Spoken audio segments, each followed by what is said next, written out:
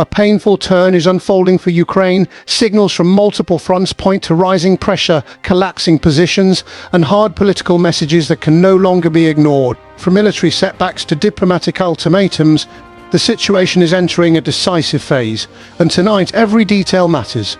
A sharp message has been sent from Moscow. Russian leadership is openly speaking about surrender terms and territorial concessions as the only exit from prolonged conflict. The language is no longer indirect or symbolic. It is blunt, calculated, and meant to be heard in Kyiv. At the same time, Ukrainian leadership is facing mounting internal strain. New data shows public confidence shifting away from political institutions and toward the armed forces. Trust in the presidency is weakening, while skepticism about negotiations continues to grow. This imbalance is reshaping Ukraine's internal stability. On the battlefield, alarms are sounding. Reports indicate that key defensive positions are failing under sustained pressure. Entire sections of the front line are described as unstable, with forces struggling to hold ground. Military analysts warn that the loss of a major city is no longer hypothetical. Russia's advance is being described as methodical. Instead of rapid assaults, pressure is applied through encirclement and attrition. Eastern front lines are tightening like a vise. Ukrainian units are being forced into increasingly narrow corridors. Behind the scenes, diplomacy is moving as well. Western analysts are now openly discussing scenarios once considered unacceptable. The idea of mutual territorial renunciation is being framed as realism, not defeat. This shift marks a dramatic change in tone. Security incidents inside Ukraine add another layer of tension. A powerful explosion in the capital has raised questions about infiltration and counterintelligence failures. Authorities describe it as a targeted operation, not a random act. The message was clear and deeply unsettling. Meanwhile, Moscow is sending its own signals. A sudden dismissal of a high-ranking figure has stirred speculation inside Russia's political elite. Mass detentions and intensified inspections point to internal tightening. The system is closing ranks. And beyond the main battlefield, Europe is reacting. Civil defense preparations are accelerating. Governments are quietly preparing populations for prolonged instability. The war's shadow is stretching far beyond Ukraine. This is no longer a single conflict. It is a chain reaction, military, political, and psychological, and it is accelerating. Inside Ukraine, the internal picture is growing more complex. Recent sociological data reveals a widening gap between public trust in the military and trust in political leadership. The armed forces remain the most respected institution in the country. The presidency, however, is losing ground. According to analysts, this shift is not sudden. Months of battlefield strain, mobilization fatigue, and unclear diplomatic outcomes have reshaped public perception. Many citizens now view negotiations with caution rather than hope. Peace is desired, but confidence in how it will be achieved is fading. Western partners are taking notice. Behind closed doors, discussions are becoming more pragmatic and less ideological. Some officials now argue that insisting on total victory may prolong destruction rather than prevent it. The language of compromise is entering official discourse. A senior European leader has publicly warned against expecting rapid peace. Anyone who believes this conflict can end quickly is being unrealistic, said Czech President Petr Pavel during a public address. He emphasized that unity among allies is progress in itself, but he made clear that pressure on Russia must continue. At the same time, other voices are emerging with a different message. Strategic analysts in the United States are openly questioning long-standing assumptions. They argue that refusing to acknowledge realities on the ground does not reverse them. Instead, it risks locking all sides into permanent war. A prominent foreign policy journal recently outlined a controversial proposal. It suggests that formal recognition of current front lines could reduce long-term instability. The authors argue that sovereignty is not defined solely by territory. Survival of the state, they say, may be the greater victory. This idea has triggered intense debate. Supporters call it realism. Critics call it surrender. But the discussion itself signals a major shift in Western thinking. Meanwhile, military developments continue to outpace diplomacy. Ukrainian commanders report growing difficulties in maintaining supply routes. Defensive depth is shrinking in several sectors. Each withdrawal increases pressure on the next line. Russian forces, according to battlefield observers, are exploiting this momentum. They are not rushing forward recklessly. Instead, they are tightening control, cutting options, and waiting. It is a strategy designed to exhaust rather than shock. As these dynamics unfold, political consequences follow. Leadership decisions are being scrutinized more harshly. Every statement is weighed against battlefield outcomes, and patience, both domestic and international, is wearing thin. The conflict is entering a phase where symbolism matters less than outcomes. Words are being replaced by calculations, and the margin for error is shrinking fast.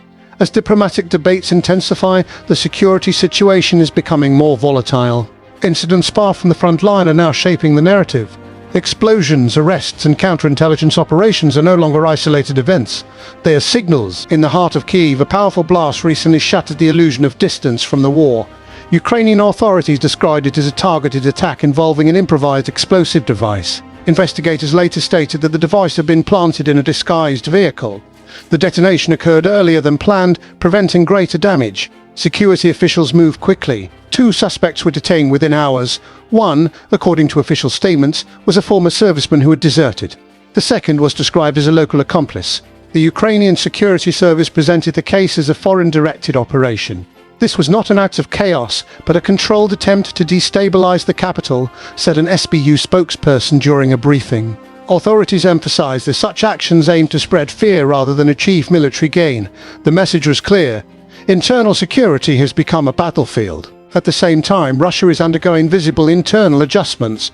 A presidential decree removed a long-standing figure from a key advisory body.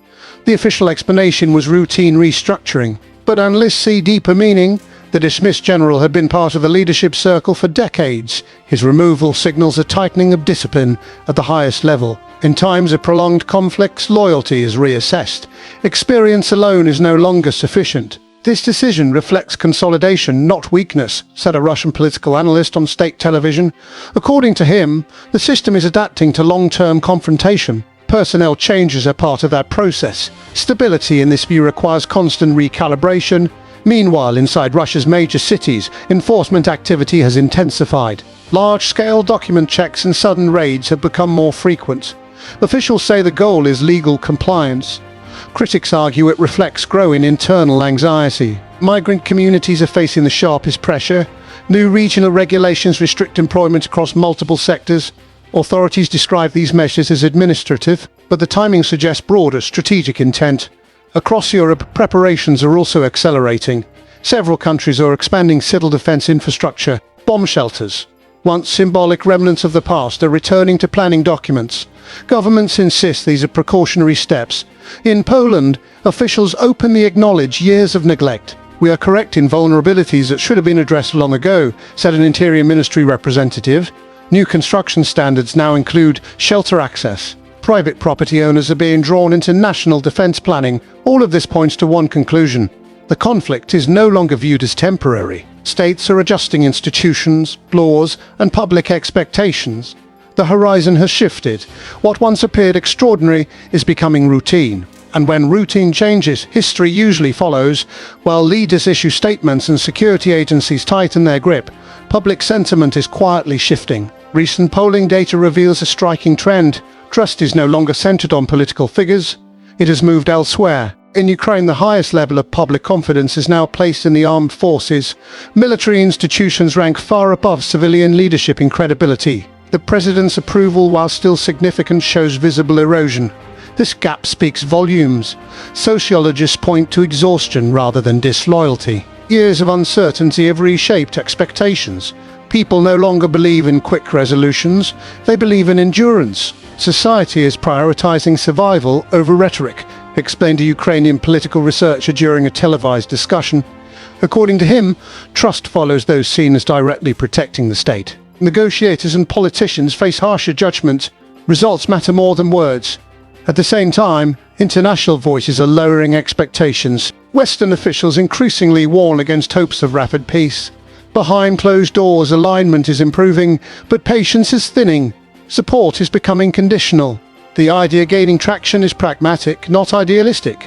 Stability before justice, ceasefire before resolution, reality before aspiration. Any negotiation must begin from a position of strength, stated a European head of state in a recent interview.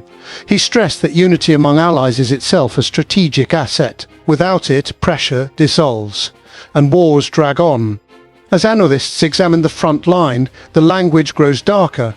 Encirclements, withdrawals, and collapsing positions dominate briefings. Maps change faster than narratives.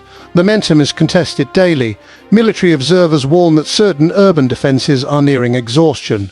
Supply routes are under strain. Rotations are shortening. The margin for error is shrinking, yet even as alarms sound, life goes on. Governments issue decrees, courts deliver verdicts, scandals erupt, distract, and fade. In the background, something more subtle is happening. Societies are adapting psychologically. Fear is being normalized. Crisis is becoming familiar. This is often the most dangerous phase, not when panic peaks, but when it fades. When extraordinary events feel ordinary, when urgency becomes routine, history shows that outcomes are rarely decided in single moments. They emerge from accumulation. Decisions layered on decisions, silence layered on silence. The current phase is not an ending, it is a hinge. A point where choices narrow and paths harden. And once taken, they are difficult to reverse. What happens next will not be announced loudly, it will unfold quietly. Through documents signed, through orders executed, and through public attention slowly moving elsewhere. That is often how turning points arrive.